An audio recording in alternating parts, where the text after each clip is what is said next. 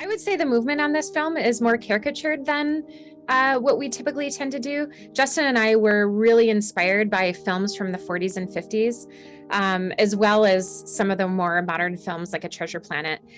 Early on, we were looking into like what would the style of animation be on this film, and we were looking at references from films like Peter Pan and Sleepy Beauty, Ichabod and Mr. Toad, and they are caricaturing. They're still very believable performances, but the way they're caricaturing and really designing those poses is something we were trying to put into our animation for this film. And a lot of that was inspired by Jin Kim's character designs for the characters on this film. So I think it's interesting because I think Searcher and Yeager's relationship outwardly appears as if they're opposites, but I think a lot of their conflict is because they are the same.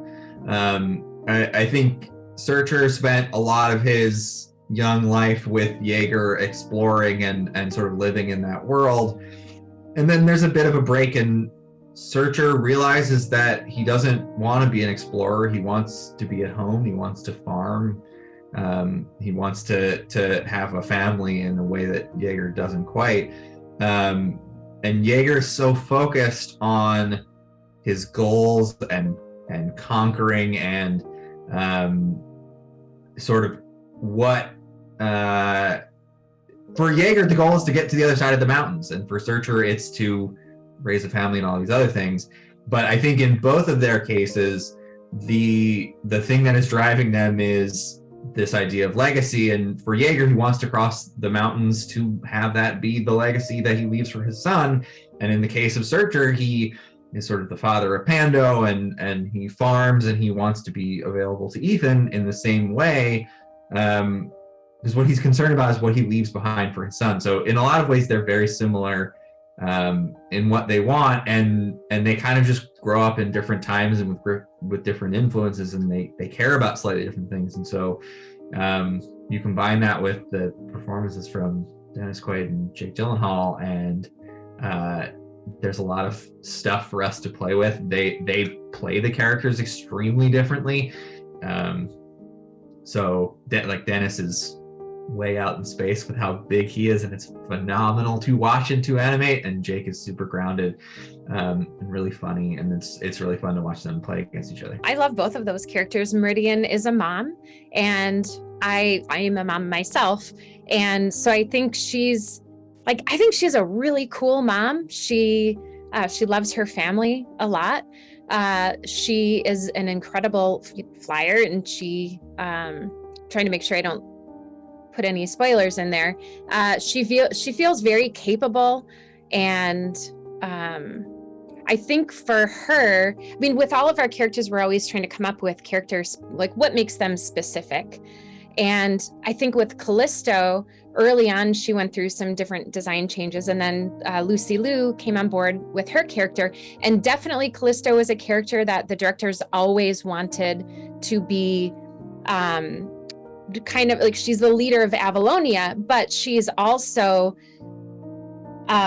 really badass in the sense, like, she can go and save the day, and she'll be the first one to battle some of the big giant tentacle monsters. And so we really wanted her motion to feel very athletic and capable, I guess, as well. Ethan is Searcher's son. Ethan is a kid who grew up on a farm in a world that's powered by Pando, which his father I guess didn't quite invent but discovered. I think Don has always described Ethan as a farm kid. He just kind of is who he is.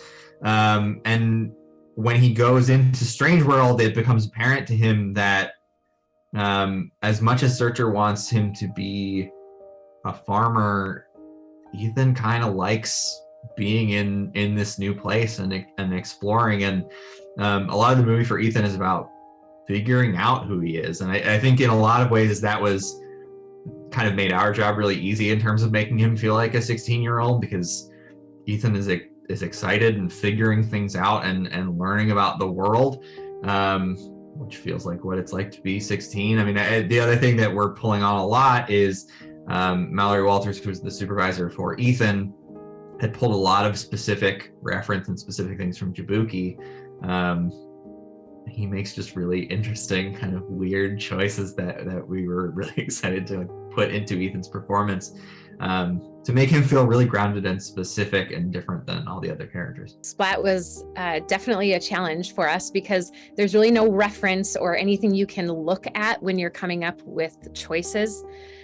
Splat does not have a face, so there's no facial features that can sell a particular mood or a thought process. So all of it is being sold by body language and the timing and just people making really imaginative choices. There's many times throughout this film where Splat is trying to communicate something to Ethan or Meridian or one of the other characters, but how it's like if Splat could talk, it'll say this, but it can't talk. So he has to communicate with all the tentacles and nubbins an idea. And it was really fun for Justin and I to go into animation dailies where people are showing their first pass of a Splat scene and seeing the crazy imaginative choices that they're making with this character.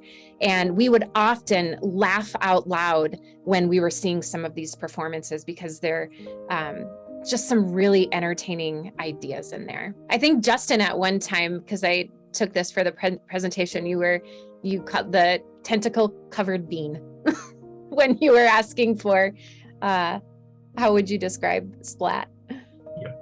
And that made me laugh. Legend is the Clade family dog. I guess he's more specifically Ethan's dog. Legend is a simple, sweet, happy boy. Legend just one of the decisions that we made early on is Legend is a dog. Like a lot of times we'll sort of anthropomorphize and allow our animal characters to communicate in the way that people do. But what was really fun on this film was just letting Legend be a dog, which is really fun when you put everyone in these super dangerous situations and everyone is feeling how dire everything is, but Legend doesn't know what's going on. Legend's just happy to be there, happy to be around people. And Legend's just super fun in any scene that he shows up in. I would say similar with Splat, the creatures were mostly people coming up with imaginative choices. We didn't really have a lot of references. We were looking sometimes for just underwater sea creatures and like, how does a jellyfish move? We really wanted with the creatures to get that organic fluidity. There's no real like bones or anatomical structure in there. So really wanting like rounded corners and rounded edges and that nice organic motion with the creatures. I think, let's see, we had some really fun names for the creatures. Things like Flatty Patty, the Poot Pickles. There's so many. And a lot of times it's like, what are we going to call these things? And, somebody in a meeting will come up with some crazy idea, but they were all, the directors, had ideas for what they needed to do in the film overall. And Justin, you should talk about your test because Justin came on and did like 15 tests of the ways one of these creatures could work just to see what will the directors gravitate for. I think one of the first things that I did when I rolled onto the show, we had this creature that doesn't have an interesting name. We had a creature that's like part plant, part butterfly, and there had been some drawings of how it might move. And they're kind of what you expected.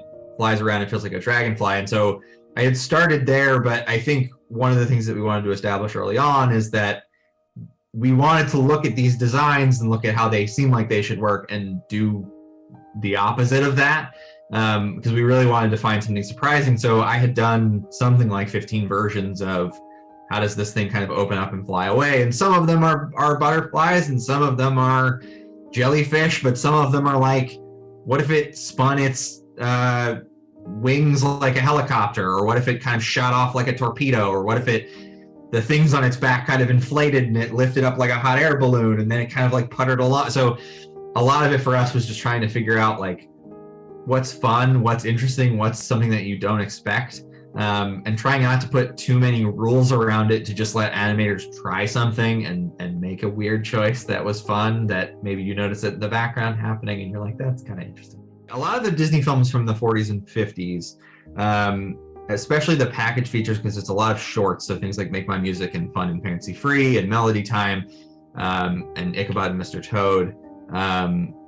A lot of these are a little bit broader, a lot of them are frequently based in music, and so the musicality of the performance and the rhythm and the broadness of them is kind of the point in a lot of cases, and they kind of become this showcase for really fun, interesting animation that's a lot about how shapes are moving on screen, how we're drawing things.